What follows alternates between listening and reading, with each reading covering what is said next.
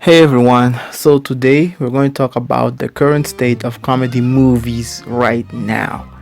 Because in the beginning of this year, since we're still in it, I was feeling depressed. I still am, but books help out whenever I'm in that situation. So I was feeling bad, and then I turned on the TV. Yeah, I know, hardly people do this at the moment. So when I turned on the TV, you know what I find? I find one of the best comedy movies of all time. Super Bad. I was like, wow, Super Bad. Does it still holds up since 2017? Yeah, that's the last time I watched it. So I sat and watched half of it. I even loved the shirt that Jonah Hill was wearing. It reminded me of my shirt, but mine's a little bit cooler. Lol.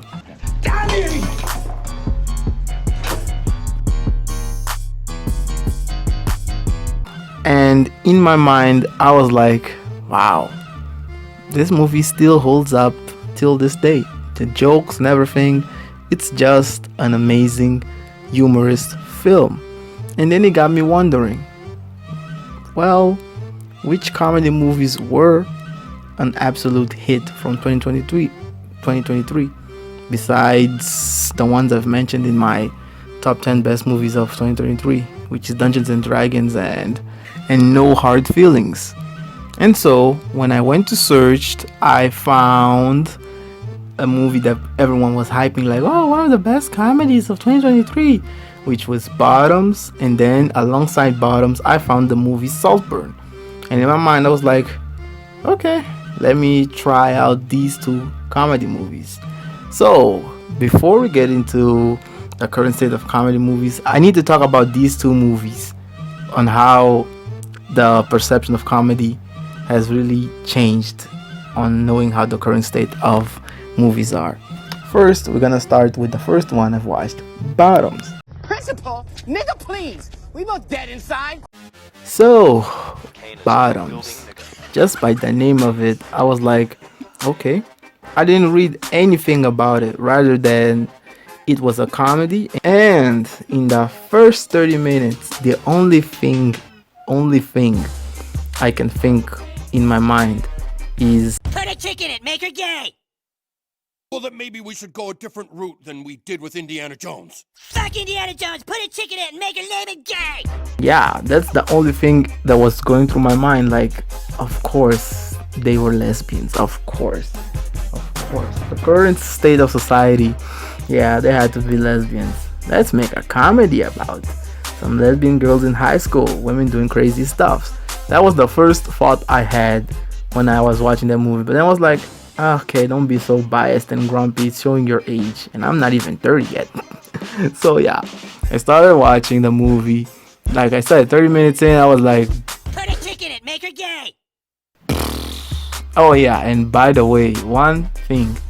This is gonna be one of the most controversial things I'm gonna say in this channel.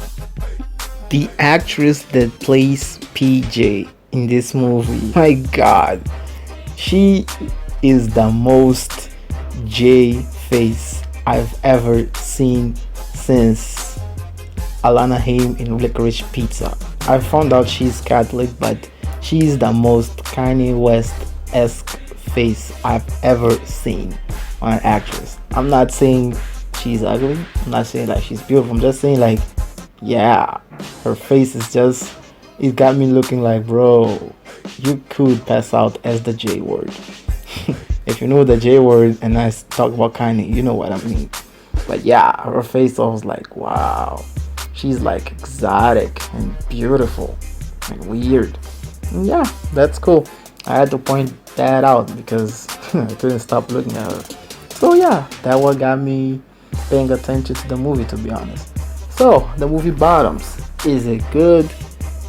Quite frankly, of all the movies I've seen that's a little bit LGBTQ wise, this one is actually passable.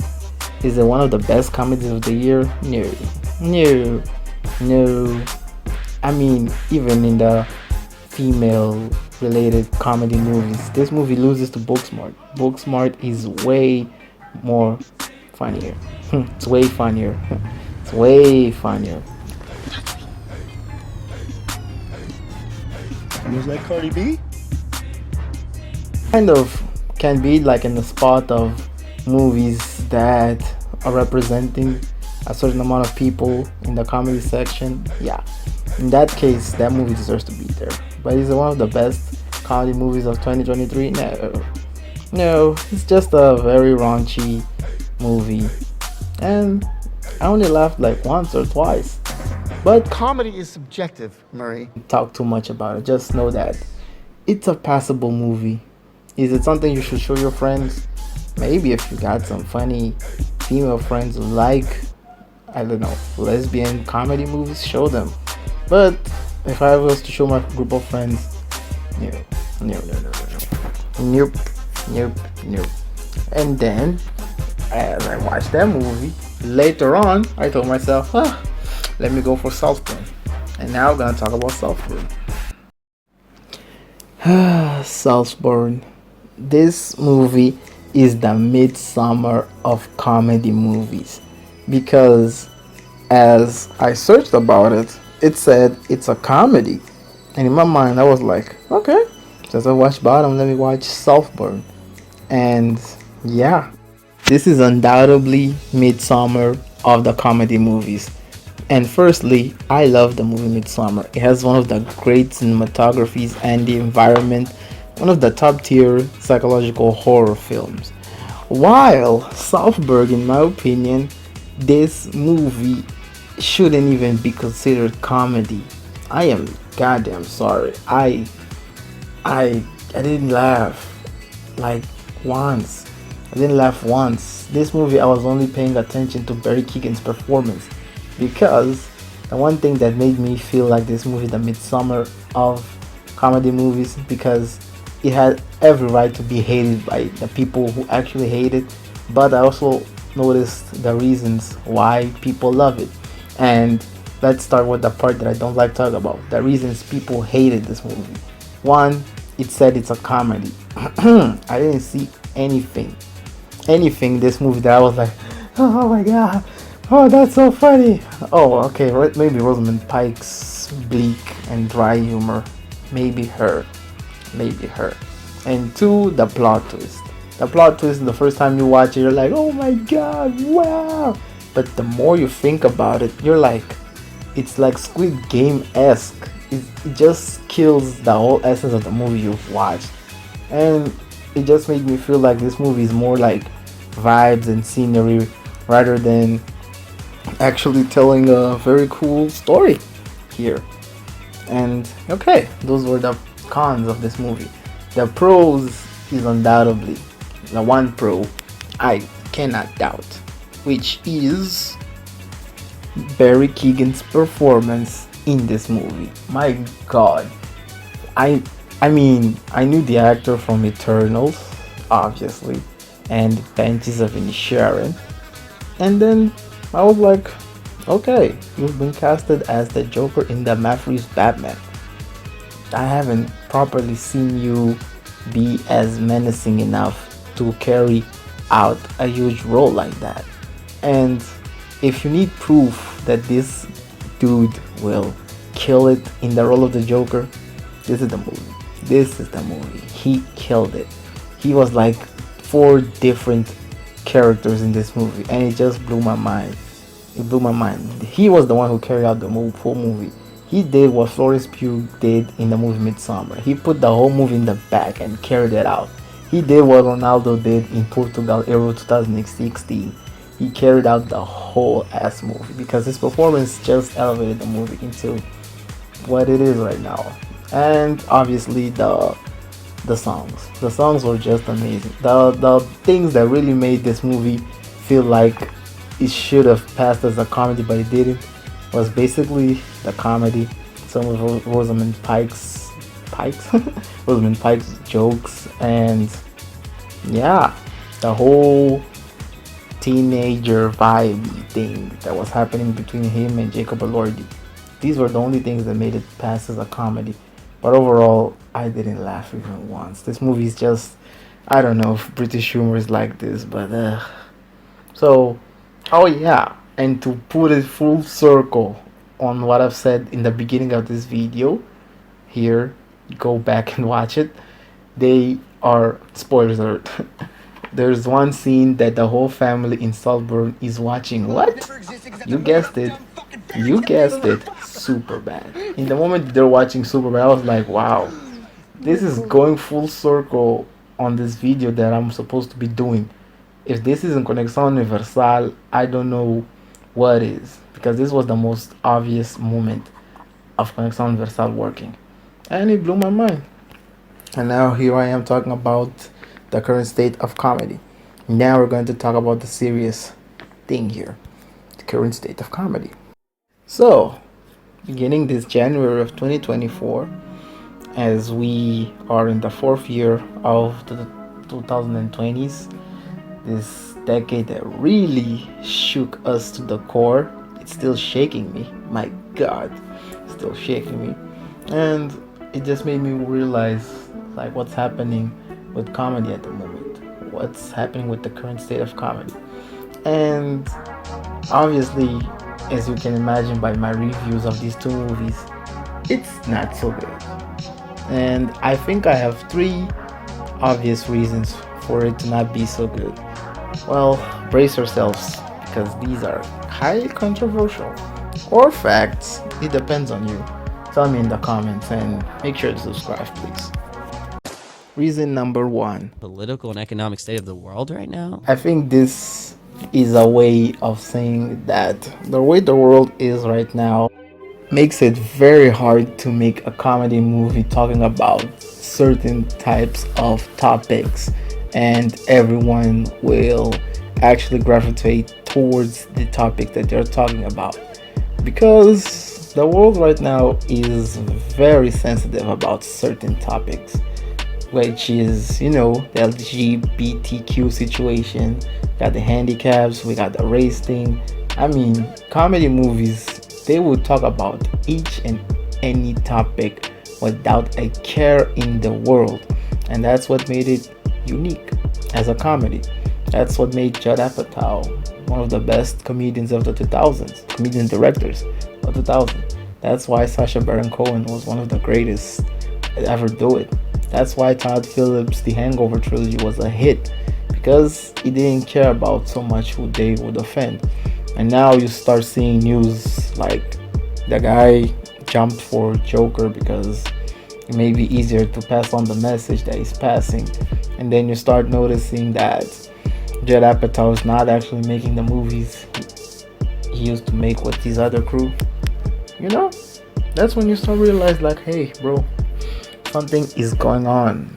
Something is going on. There's a shift happening in this world. So comedy movies will hardly have a time to breathe. And the ones that actually do, they will not get the amount of press that they should get. I'm just gonna give you the examples. The movie They Clone Tyrone. That movie had everything to be a hit. That movie was almost Get Out in a comedy way.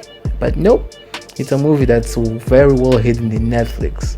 And it hurts me to know that. The TV show Atlanta, it hardly became a hit TV show in a sense of people need to watch it. It just became a show that a certain demographic of people are watching it. I know the movie, this is movie talk, but I'm just giving you proper examples that, yeah, it's hard to actually see proper comedy get the spotlight that it deserves. And that makes everything harder now. That is reason number 1. The Political and economic state of the world right now? Reason number 2, and this one is my favorite, the MCU and comedy. Yeah, this is my favorite because, to be honest, as a kid, or basically as a teenager who grew up with Marvel movies, you could tell like there's something different and special about Marvel movies. No, it wasn't the action. We already had action a long time ago. It wasn't only the special effects, which got better as each year goes by. No, it wasn't the great casting and actors. No. The Marvel movies had a ton of quips and jokes. And this really made it stand out in comparison with other superhero movies we used to watch. Because the MCU was basically a stand-up comedy of actors and superheroes making jokes as the movies go by. Just watch the first Avengers. There are proper quips there from Josh Whedon, God of the nerds. At this part, yeah, Avengers 2 is the worst offender of them all. Rewatching that movie, you will like laugh every 2 or 3 minutes. If you like that type of quip comedy, if you like that, you will laugh every 2 or 3 minutes. And yeah, you can start to see like people would prefer to watch a Marvel movie because they would get what they would also get in a comedy movie: funny stuff plus some action. And I noticed how comedy was losing its focus when in 2016, I remember the movie Neighbors 2 would come out around the same time as Civil War, and they imitated the same posters. And quite frankly, I love those two movies with my freaking heart because, yeah, Neighbors 2 is funny.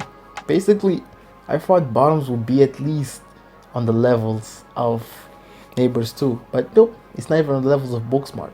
But anyway, I digress. And you can see that people are giving more focus to the MCU and comedy movies are losing their sauce.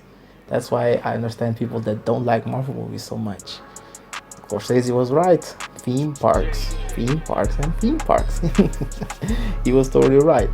But in a way, MCU also started to notice that the more quips they were making, people were actually starting to lose interest.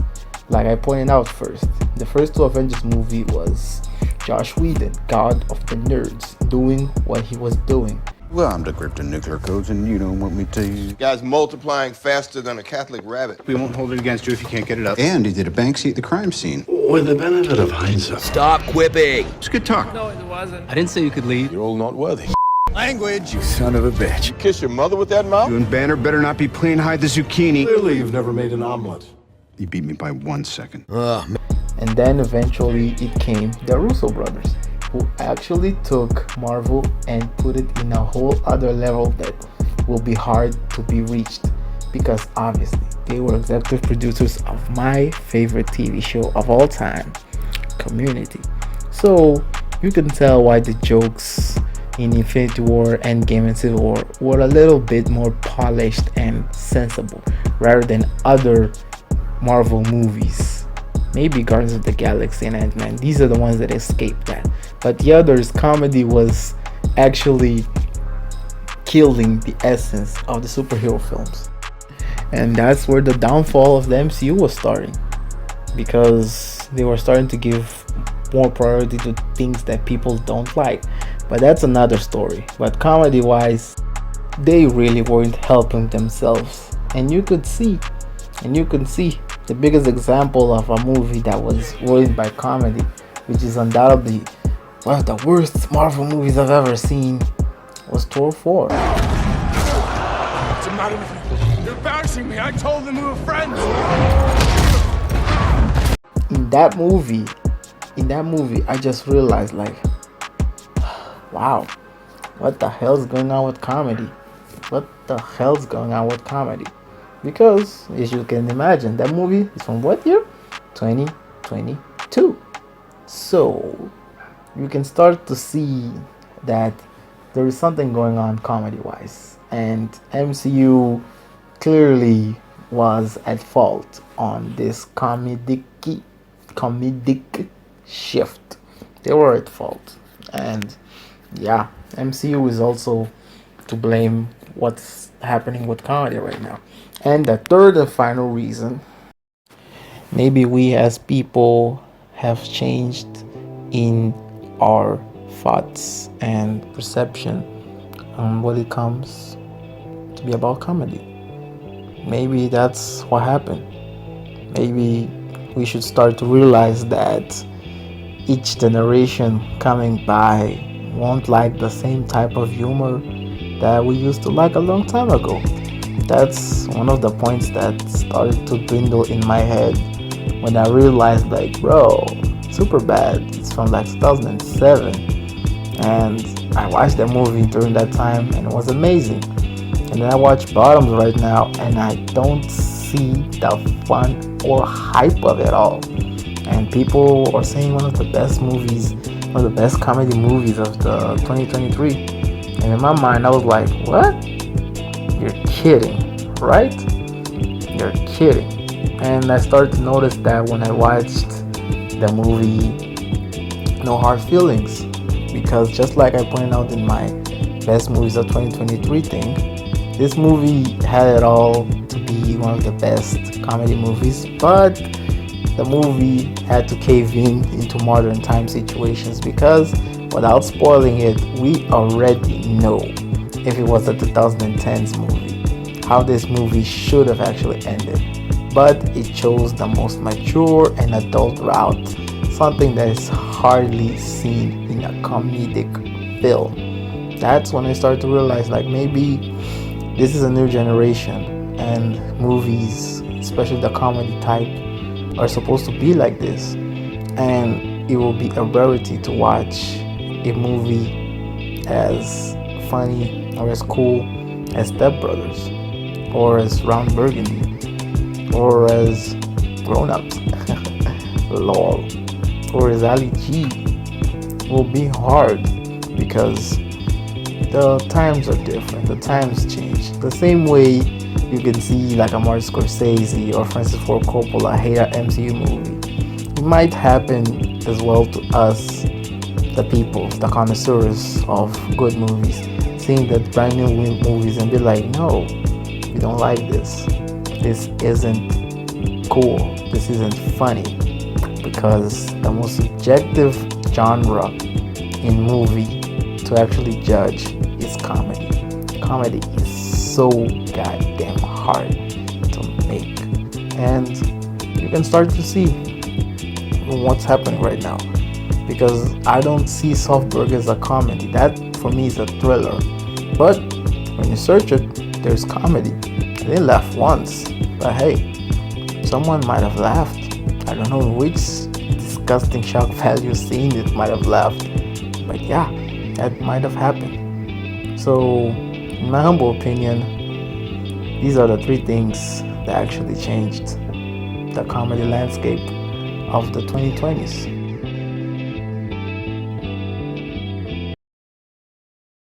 So, what do you guys think? Am I exaggerating? Am I overdoing it? Am I thinking way too much about this certain topic? Let me know. And as always, make sure to like, comment, and subscribe, please. And yeah, maybe PayPal help me. I only have 22 cents and I want to buy a freaking microphone, because it's tiresome to record on the phone, because I feel like you're missing the essence of me talking what I'm talking when I'm doing it here on the phone. But either way, I'll try to improve. I'll try to release more and more. And yeah, it's not about the views. It's basically about exposing my thoughts and opinions, and to find people that might agree or disagree upon it and talk it out. Because in this world, it's very hard for people we like to have time for us to meet up and talk it out. So, possible, PayPal help me. Maybe I'll open Patreon when I reach 100 subs. Who knows? Maybe it might work. But anyway, thank you so much for watching this video from the beginning to the end. So, I'll see you eventually. Bye.